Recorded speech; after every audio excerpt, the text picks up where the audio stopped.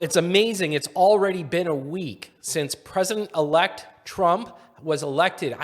Unbelievable how fast 7 days goes. But you know what's amazing is how quickly he is reacting, because he's now trying to put together his team. I mean, some recent appointments, pretty interesting group of people. Need to know your feedback. Make sure you give me your feedback. Don't forget to subscribe. But how about we've got Tom Homan, okay, Border Czar. That is huge. I mean, some people are talking that the ex-police officer is a beast. You know what he's going to do? Because don't forget, Trump's mandate is get rid of illegal aliens. We have seen one estimate that says it would cost $88 billion to deport 1 million people a year. I don't know if that's accurate or not. Is that what American taxpayers should expect? What price do you put on national security? Is it worth it? Is there a way to carry out mass deportation without separating families? Of course there is. Families can be deported together. I don't know what your take is on that. You know, the idea that, families get deported together, but it does make some sense. I mean, you can see in his eyes how earnest he is. We're talking about national security. Why is national security so important? Well, with that many illegal aliens in, everything that the U.S. has experienced, and one of the things I can tell you that, we can sit there and focus on is, security, family, everything that is more important to the nation. And so these are the kind of things. Now, as a Canadian, I can tell you that we always are mindfully watching everything that the U.S. does, because it does impact us. We've opened up our borders to just about anybody, and our crime goes up, the government spending goes up, the debt goes up. Everything that is wrong happens at the borders when you let the wrong people into the country.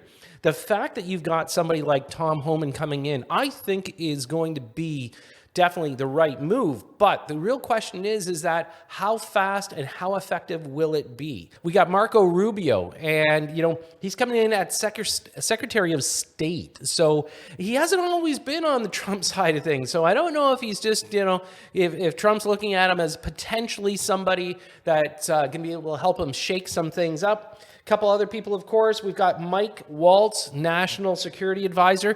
I mean, these people are going to have a tough time. There's a lot of things that the Biden administration are leaving behind, which is a whole lot of garbage. I'd love to know what you think of the dream team so far, but the one big question is, what is Elon Musk going to do? What is going to be his position? Right now, he's been an advisor to President-elect Trump, of course, but Elon's probably looking at bigger and better things. So the real question is that what will Elon Musk be designated as?